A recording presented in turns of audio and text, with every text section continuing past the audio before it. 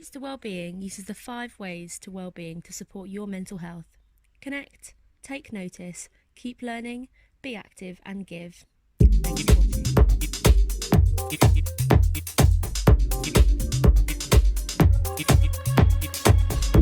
Hi, my name's Ross Mack. Hope you're well.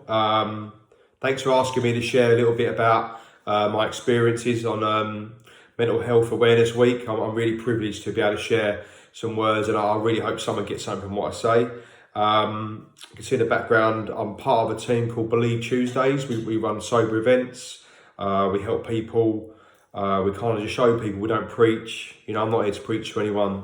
I'm just kind of here to tell my story. But like Believe Tuesdays, we're just here to kind of try and help people and show people there's another way out. So yeah, check us out on Facebook Believe Tuesdays, or if you want to follow me, Ross Mack, I'm on Facebook, or Instagram, DJ Ross Mack. And if you've got some questions or you want to ask me, just drop me a message on any of them pages, and I'll get back to anyone that wants help. So helping people is a big part of my recovery, and I'll get to that as well. I'm actually got over 5.5 years clean sober. It's my biggest achievement, will be to the day I die. God willing, I stay clean. Getting clean was the hardest thing I ever did, and it's the hardest thing I'll ever do. And staying clean has been my biggest achievement. I part of the Believe team, I DJ, and I help organise. We originally wanted to run sober events, but obviously with what's been going on, we've been doing stuff online. So I've still been DJing online, and we've been organising Q&As. So I'm part of the team that get involved in that. Just basically just want to help people, and I find that the more I help others, the more it actually helps myself. So it's a two-way street. So I DJ and I run events. I'm a club promoter. I run events in the UK, in Ibiza. I work for a festival. I have my own brunch as well, and I have my own events company. So I'm really, really in the thick of an industry that revolves around drink and drugs, and I choose, and I've got a choice today that I don't do that, which from where I come from is a miracle, and hopefully I'll come across a little bit around that.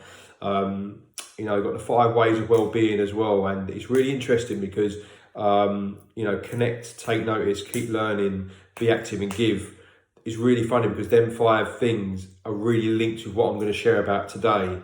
So my recovery is really linked with all that stuff. So again, I'll come to that, and hopefully I'll work it in, and hopefully it'll make some kind of sense to people.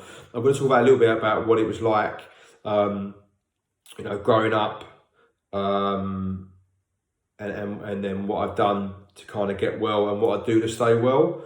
So, from an early age, from the age of 5, I was just crazy. As a baby, I was just crazy. And at 5, I'm kicking teachers at school. I'm expelled from my infant school. I come from a really nice family, and my mum and dad can't work out what's wrong with me. I'm just crazy. And, I live in fantasy a lot in my head, and even as an adult now, for a lot of my adult years, I live in fantasy. I live in my mind, and that's the problem. That's where the problem lies, is in my head. I'm just wired a bit differently from everyone else. And I'm all right with that today. I'm really grateful, actually, because I now know what's wrong with me. I spent my life, people telling me, what's wrong with you? And I'm like, I don't know.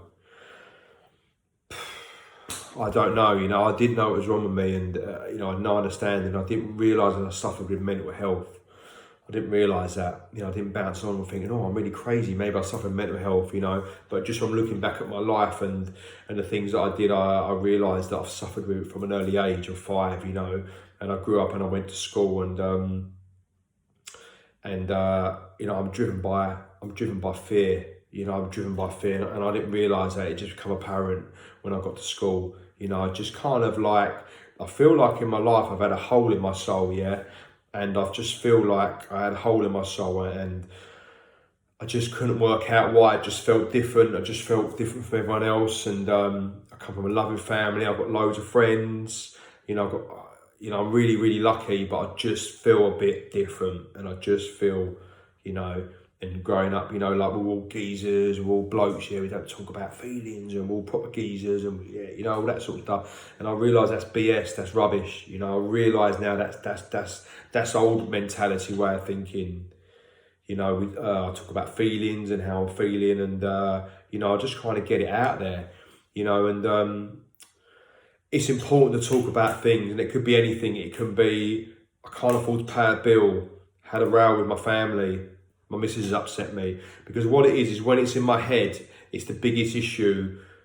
When it's in my head, it's the biggest issue in the world. My head's going to explode because I've got this thing bouncing around, and this is where the problem lies, is in my head. Yeah, it's my thinking is the issue. Okay. And so when it's in my head, it's like the biggest issue in the world. But when I share something, it just takes the power out of it. So it just takes it out. It may not resolve it, but I just feel better. I just feel a little bit better about it. And it's really important. It's why it's important for blokes to just talk about it. It's all right to not be okay. Find someone that you can talk to. We've all got mates that you can't ring up and go, oh, I'm feeling a bit weird. We've also got friends as well that love us and care more about us than our feelings, and will be honest with us. They're the ones you speak to, and I'm really lucky. I've got a lot of people around me that I can do that with. And then again, I'll come to that when I go through the recovery stage of my life. But from an early age, I just felt like I had a hole in the soul, and I just didn't feel right. And I realised I was driven by fear, and fear of not getting what I want, fear of losing what I have, just fear of everything. And I'm really aggressive and I'm aggy. Not anymore, can be, but I'm like, I tell you where it is, I'm one of them guys. And I realise that's just me driven by fear. I realised when I got to a certain age, if I'm aggressive with people, they'll leave me alone. And that's what I wanted. I just wanted to be, I spent my life, just leave me, no, you don't understand, just leave me alone, yeah. I just felt like the whole world was against me, everyone was against Ross, and, everything's personal. And that's not true, it's all true, it's all in my head. It was all in my head. My perception on things is so twisted. My perception on things is just wrong. Someone would say something and I'll be like, what's he speaking to me like that for? Who does he think he is? Who does he think he is speaking to me like that?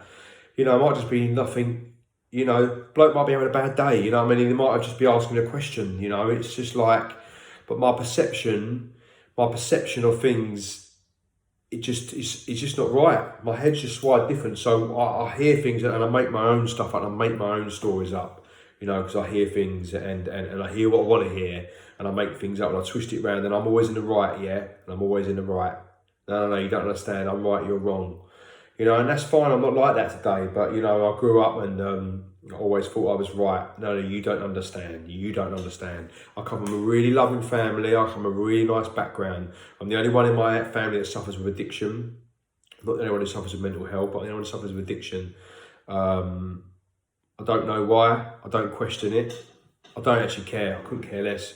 But I know now what I suffer with, and being in recovery is my greatest asset. The fact I could never drink and take drugs again, I thought my life was over. I work in an industry where that's all people do. I come from a society where it's like ordering a gram of gear is like getting a coffee, getting a cup of tea, get it delivered. It's the norm. It's the norm. And from the age of 16, I've been working in nightclubs since I was 16, and I'm really grateful. But at the age of 16, I was introduced to drink, drugs and women. And at the age of 16, that's quite a good thing to be introduced to at that age. And it filled that hole for a part, it filled that hole in my soul just for a little bit. It just took away that little bit of pain I had just for a little while, and it filled it. And then with alcohol, I could talk a bit better, and I can bounce around a bit more. And and the women was another thing that I used to kind of just fill that hole. At the age of 16, I'm working in clubs, and I've done some really cool stuff. I played all over the world, Thailand, I've played Ibiza, I played all over Europe. I used to do a lot of stuff for Big Brother, Channel 4, OK Magazine. I used to do the Brit Awards. I've lived abroad, really cool stuff. And all that revolves around drink and drugs, and just comes part of it. And I thought that's why I used how I used. But what happened is, it's from an early age of like sort of 20, like I'm using on my own. I'm using the bit, and it's a bit weird. My friends always remind me, you don't use how we use, And my first line of gear was at a nightclub called Epping Country Club. And my last line of gear was indoors with my missus on my own, crying, me saying, let me just get one more, let me just get one more. Always want more. It's the disease of more I suffer with. And, I'd get in terrible psychosis. I would think the police were coming in, helicopters going around my house. I thought there was cameras up in my house that my family had put on. Really dark times. I've watched people outside my house, little stick men digging up a tree. A few times I've watched them, hearing voices, you know, really, really dark psychosis. You know, thought things about people that I love that I wouldn't share, and done things that I wouldn't forgive myself for, and I've been forgiven today. Because I'm allergic to drink and drugs. Because when I take them, I do stuff that I know I wouldn't do. Because I know, because clean and sober, I wouldn't do them things. But when I'm drinking and using, I'm off and running. All bets are off. You know, I'm drink driving, doing things with them that I'm not supposed to be doing, or you know, I'm doing things that clean and sober I would not do. And my body is allergic to that. So when I put one in, I get my body reacts differently. You know, at 2 in the morning I don't go, I've had enough, I'm going to bed. At 2 in the morning I'm going, let's get another one. Bang, let's go again. And it's 2 or 3 days later. You know, and I do CANA and AA. You know, I've broken a bit of anonymity there, but that's what I do. And I'm in a 12-step fellowship, and I do a 12-step program. And it talks about I'm allergic. You know, when I put that first one in, my body changes. Now for me, before I've even took that drink or drug in, I get really twisted, and I've not even put the drug in, and it's like, and I'm gonna throw up. You know, I'm gonna throw up, and like my body's like, is rejecting it already. I haven't even done anything, and my body's rejecting it. You know, my body's just saying this is not a good idea, and I'm throwing up. I need to go to the toilet. I'm being sick. You know, I've not even put a drink or a drug in me, but that's how my body was reacting from an early age. You know, I just get twisted. You know, I'd get really twisted, and you know, I talk about clubs and promoting and all that, and it sounds exciting and it's all great. That's not my using. So let's get it right. That's not my using. Okay, my using is indoors on my own. That's how I use. The book talks about it, the lone wolf. That's me, the lone wolf. And I'm off and running. And you know, I would be promoting, and I'd get the door money, I'd go home and I'd use 2 or 3 days on my own. Or my DJ money I'd go and use, and just use on my own. And then it'd be a Monday night and the football's on, so I'm going to watch the football. So I try to make my using normal. I just try to make it normal. And I'd call it on, and I'd be indoors, and that'd be the exciting bit. And then I'd have that first one, and then now I realise that first one would give me that ease and comfort, because all my problems would just go. I'd use, my problems would just be clear. I'd have no problems, and life would be, you know, the first one, and I'm chasing it, The blinds go down, the TV's on mute, because I'd just be really freaked out. And I'd just be really freaked out. I used to go and hide, and the truth of the matter is I'd use a lot in my bedroom. I'd use a lot in the dark. I would turn the lights off and hold my breath, and I would just use and use, and I'd just turn into some sort of creature, and I'd get really freaked out. And I used to go and hide in my bathroom. It got really dark. You know, I couldn't stop using. I thought I was going to die, and you know, I thought I was going to die, and I couldn't stop.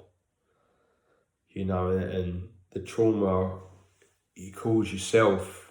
You know, it's like being I'm in a permanent hole, and I'm sinking, and I'm in quicksand. I can't get out, and I think I can, but I know I can't, and I'm just going under.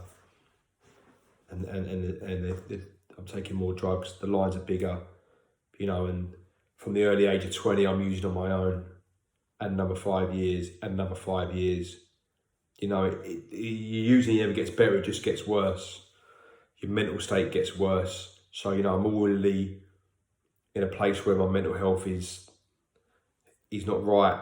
You know, and throwing a concoction of drink and drugs and no sleep for days and days and days, you can work out where this is going. But the problem lies in my head, and that's where the problem is. My head's wired differently, and I would have arguments in the room about people. You know, I'd argue in the room about so and so. You know, and I thought that was normal. I thought everyone thought that way. I didn't realise that my thinking's different.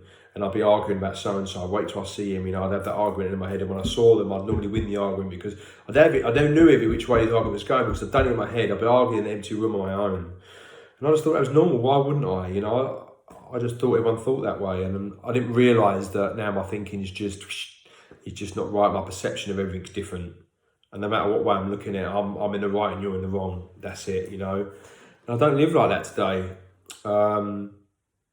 Yeah, you know, I don't live like today, and it got really dark, and I'm not going to get into, too much more the dark stuff, but I couldn't stop, and I thought I was going to die. And, and I was powerless over that stuff. I had no power. I was powerless over that stuff. And, I'd say I'd use for 2 or 3 days, and then I'd go to work for the day and have a day off where I hadn't used anything. And I'd be driving home, and I'd think, well, thank God I got through that. And I'd be driving home, and I'd pick up on the way home, and I'm off again, and I'm throwing up. And it's dark. So I can describe it as it's dark. It's really dark, and I know there's people out there that are doing that. I know there's people out there that use way more than me. And there's people that didn't use as much as me. It doesn't matter. It doesn't matter how much you use. It's not a competition. It doesn't matter. And at the age of 30, my life was just slowly going downhill. And the age of 30, some stuff happened, and I thought, God, I'm really making a mess of my life. And from an early age, I knew I was an addict. I knew, and with me, like everything, I'm all or nothing. Okay, I'm all or nothing with everything. So I started running. I never run before, and then I'm running a couple of miles. Then I'm running half marathons. Then I'm running marathons. I'm all or nothing. Okay, then I'm doing triathlons, and I'm doing the London Triathlon. Then I'm cycling, and I'm cycling to Paris, and I'm just like, everything is extreme. Okay, I'm all or nothing. We call this the disease of more. Just want more. If I like something, I'll do it every day. And at the end of all them things, the marathons, the triathlons and all that, I'm in the door, in a room on my own using. And I'm thinking, like, I'm really strong-willed, but when it comes to that stuff, I can't stop using. I'm going to die. And I can't stop. I can't tell no one. Why? I can't talk about it. I can't wave that white flag, because I'm going to resolve it on my own. How am I going to do that? And I tried loads of which ways to resolve it, and funny enough, nothing ever worked. I didn't really tell anyone. I just tried it on my own, and I'd got to 30, and things had happened, and I went into my first meeting, and went into a 12-step fellowship near where I live, and I met this guy called Ian at my first meeting, and he said, oh, you'd have to stop drinking, and my thing's cocaine, and that's my drug of choice, we say. It's drug of no choice, in the end I'm using it, and because the thing is the funny thing is, you think you made that decision. You think, oh, I might get on it tonight. Oh, I don't know if I'm going to. Then you do, right? You think you made that decision. That decision been made for you, okay? I didn't make the decision. It was made for me. I'm using no matter what. I'm getting on it no matter what. I remember I'd be indoors some nights, and I think, do you know what? I am skint. I've got no money. Thank God I'm not going to use tonight. And what happens? I end up using. I always end up using no matter what. And this guy said to me, "Let's stop drinking." And I thought, it was this geezer, like, stop drinking, are you mad? Do you know what I do? Do you know who I am? Do you know who I think I am? I think I'm a world famous DJ. I think I'm a bit tasty. And it's all that ego, and I realise that ego is a massive part of addiction.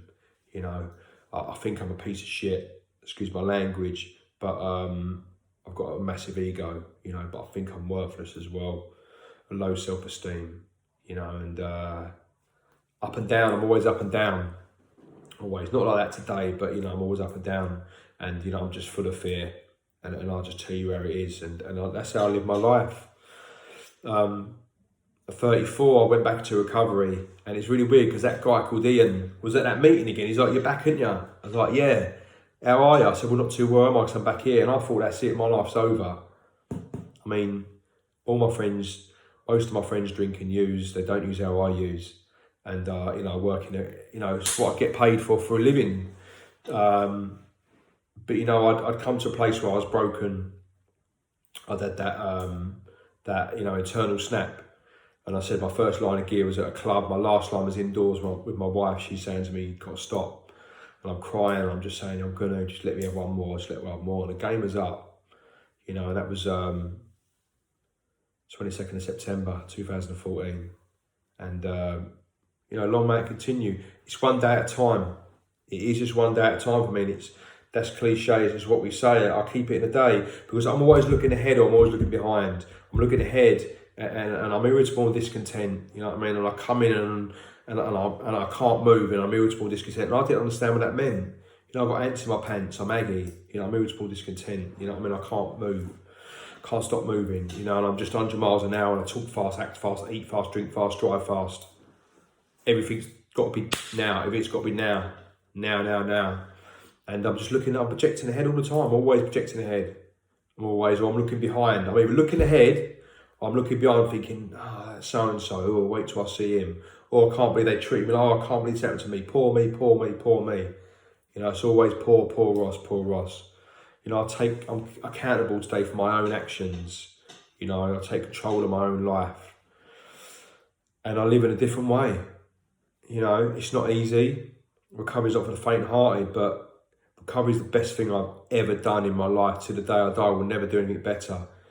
And I embarked on this journey, you know, and you know, like, I believe in a power greater than that, a power greater than ourselves, a power greater than me and you. And like, I'm not religious, I don't go to church, but I just believe there's something out there more powerful than you and me. You know, it's like, if anyone's ever read The Secret, or, you know, I just believe there's something out there more powerful than me, and that's what I speak to. I speak to that on a daily basis. Sometimes I just speak to them and say, don't let me be an idiot, don't let me be a knob, because I can be a knob sometimes. You know, I mean, I'm driving down the road, I'm in road rage, and I'm shouting, you know, I don't do that stuff, but, you know, I used to do it all the time. I'm just fear. Got to get one over me. He just stuck his finger up me. Better do something back to him. You know, I'm always trying to get one best, one better, one better. I don't live like that today. You know, again, it's just all driven by fear.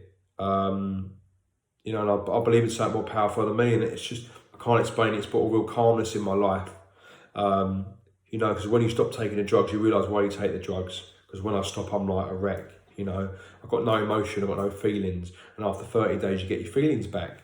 And, yeah, you know, we're blokes with geeks who don't talk about feelings. You know, I'm really emotional now. I get upset at certain things and I don't care. You know, I just let myself be myself. Whereas before, you know, I'm like a chameleon. I just mix in and I'll be what you want me to be. I'll just be myself today.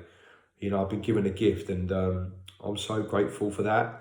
You know, and I went through my steps, and I'm not going to talk too much about it, but, you know, we kind of just go through our life in the steps. And, you know, for anyone who's never done the steps, and it's a really simple program of difficult people, and I'm difficult. You know, my brain's wired different, and, you know, steps just cleared that out for me. I went through my life and I looked at stuff, and, you know, my mental health and what I'd done from a kid and why I was thinking the way I was thinking, and my brain just ain't wired right, and that's fine. I'm all right with that today, because thank God I've got a solution. There's a way out, and there's things I can show you that you can do to be a better person.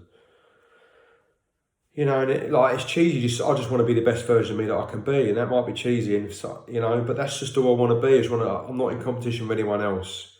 You know, I'm here to be the best version of me that I can be. You know, and I went through the steps, and you know, we do a step thing 4. We talk about the weird stuff that we've done in addiction. We talk about the people that have harmed us, the people we've harmed, and some of them are really bad and some of them haven't. And we just go through that stuff. We write it out. We talk about it with someone. And it's really weird, because that guy, the first guy that I met at my first meeting, that guy called Ian, he's my sponsor still today. And a sponsor, for anyone who doesn't know what that means, it's just kind of someone you just bounce your stuff off with. You know, someone who's a bit further down your journey than you. He's like, you know, like 9 years ahead of me, and it's just someone you talk to, like a big brother. You know, just someone I can just be honest with, and you know, it's amazing to have that relationship with someone where you can ring up and go, "You're right, actually, I'm not," and you talk about it, and it just, like I said, just takes the power out of it. And that's what a sponsor is, and I sponsor people and help people, and it's just about one human being helping another. It's not particularly that I'm amazing or anything like that. I've got the answer, I haven't. But if you talk about stuff with me, maybe we can work out a solution. Or maybe we can't, but maybe you'll just feel better about the situation. And that's not really what it's about. It's about getting you to that right place.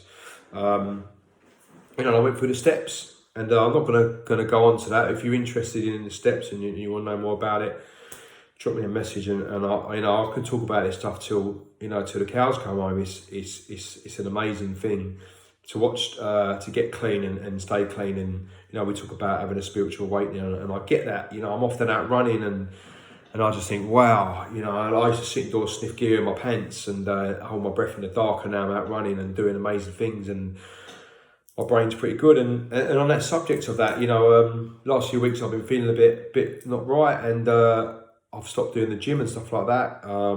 That's massive for me, massive. Running, being with nature, just being outside and being away from my, and I just get out and on my bike or whatever I do, that's a really big thing for me. Just keeping body and mind in a healthy place is massive. And I've always done gym, but obviously I've always had, because there's always been like a cloud on me because of the drugs, and people knew and they didn't know, and they thought they knew and they didn't know and I knew, and I had a rain cloud just follow me around, just follow me around, and that's what I felt like. I felt like life was a struggle, and I don't feel like that today. Life is amazing. I'm really lucky, and I've just been given some tools. So, another tool that we use is meditation. And you have to be in recovery to do that. And there's loads of apps that you can use and stuff like that. And you just start off slowly, like do a minute, do a couple of minutes. Just give it a go, innit? Because like my best thinking got me indoors on my own, taking loads of drugs and thinking I'm going to die, and thinking I'm going to die of a heart attack. And the next thing I think, I better have a line of gigs. That's all I got. And I meditate today and I talk to the universe, and it sounds cheesy, but that works for me. And the meditation's a massive one. It's really cool. Often I'll go in the morning, I'll be in the gym and I'll sauna, and it sets me up for the day. It sets me up, and I have that constant contact. And, you talk about connecting. For me, it's that connection, it's that connection with something, and I'm part of a fellowship, and I'm part of something, I feel part of it.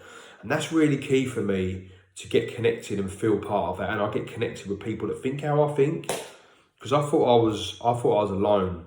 I thought no one does what I do, and I got into a fellowship and I realised that loads of people think how I think. Loads of people will be listening to this thinking, yeah, I'll do that. You might be thinking, don't do that, and that's fine. Look at the similarities, don't look at the differences. Don't think, oh, well, I didn't take as many drugs as him, or don't think, oh, I'm not a DJ, or whatever. Don't think about it. Look at the similarities. Just look at the similarities, not the differences. That's really important. And I went through the steps, and I had that spiritual awakening, and I can't explain it, but things just changed for me, and the world, like I wear glasses, and I feel like for the first 34 years of my life, I'm walking without a glass and I can see, but everything's a bit foggy, and I get clean, I get in recovery, and I go through the steps, and wow, the lights come on, and I'm alive, I'm alive, and I do this stuff every day.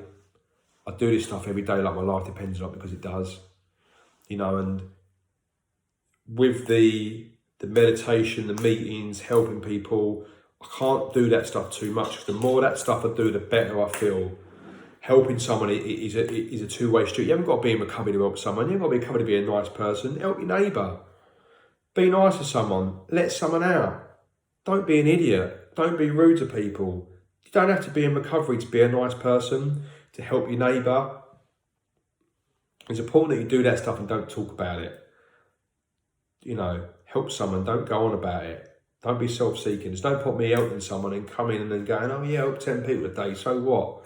Help someone. We're on this earth to help each other. Especially at the moment, more than ever, more than ever, I'm seeing we're in such a really sad, I've lost some friends and some family, and it's awful times, but it's actually some really good stuff's coming out of it. The good guys are shining, and it's amazing. It's amazing, and we will come out of this, and we will, if life will go on. Take notice. For me, like, taking notice was just kind of taking notice of myself and what I was doing, and kind of taking charge of me and what I do, because I can't control you and what you do. Control how you act or how someone else acts. I can only control me and my actions and what I do, and that makes life a lot more simpler. Look at my part in it, and how I act, and how I deal with situations, and how I deal with situations now is very different from how I used to deal with situations before. And that's just all come from getting clean and staying clean. And you just kind of learn about stuff on the way, and the way that I've learned about myself is just from helping others. And by helping others, I've learned so much more about myself and what I suffer with from helping others. And it's really been as simple as that. And the more I help the others, the better I feel. and that kind of goes with the keep on learning, because it's really weird when I help people, and I do things different ways. But when I help people take them through the work, through the 12-step work, I'm always learning, and I remain teachable, and I'm really grateful for that, because I thought I knew everything, and I realised I don't know everything, and that's fine. If someone asks something I don't know, I actually go, do you know what, I'm not sure about that. I don't tell you my opinion on stuff. I talk about my experience, which is what I'm doing now.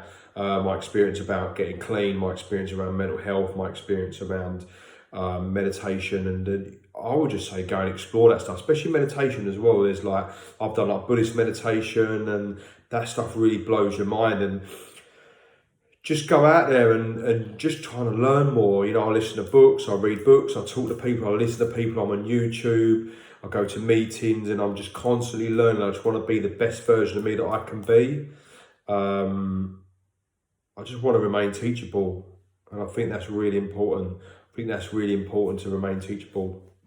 You talk about be active, I'm active in recovery, I'm active in life, I'm 24/7, but I think for me it's about being active in recovery, and being active in mental health, and being active and understanding that I'm doing the right things to help me, like rather than be on my phone all the time, maybe I'm reading a book, or rather than be in watching TV, maybe I'm out walking, or I'm out running, or I'm on my bike, or I'm talking to someone, or I'm just trying to do the right thing. So I'm constantly active, and I do this stuff every day. I do this stuff. The first thing I do in the morning and throughout the day. So I'm active in recovery, and I'm active helping people, because my life depends on it. My mental health depends on it, and my well-being all depends on me being active. So, I use like a maniac, so I recover like when I do the same. There's no in between me. I'm all or nothing, and I use exactly the same. And so I recover the same. I'm active, and that's important for me. I'm constantly learning, and I'm constantly doing the right thing. And if I'm constantly doing the right thing, everything else seems to work itself out. That's really been my experience, is that if I'm doing the right thing, everything else seems to work itself out. And you talk about giving, it's amazing, because for me, giving back and helping others is where it's at. It's where it's at. And I kind of shared this earlier. You don't have to be a good person to help other people. You don't have to go through the steps to take people through the steps. I can just take someone to a meeting, I can get someone a coffee, I can buy someone a bit of food. It's not about me telling everyone, it's about doing the right thing and just keeping it between me and myself, and that's it. It's not about that self-seeking stuff. And I have to be mindful around that. I have to be mindful around doing shares, because I think I'm like Jesus. I think I'm this, and I think I'm that. And I'm just a drug addict, and I'm fine with that. I'm just grateful to be alive. I'm grateful to be part of Believe. I'm really grateful to be part of the family there. We've got an amazing team. We've got an amazing team. We're not preachers, we're not experts, we're just people that have been through, and we've got all different experiences.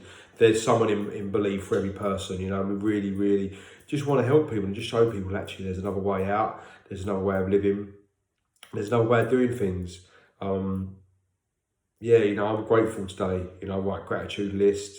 I'm grateful to be alive, I'm grateful to be able to hear and talk, and I really hope someone got something from my experience. Hope something resonate with someone. I'll leave my details on there. If someone wants to talk, or they've got any questions about recovery, recovery based, ask me any questions. I want to help someone, and hopefully someone got something from it. So I'll leave it there. It's been really nice. I'm really grateful to share. So have a wonderful day. Enjoy yourself. Thank you.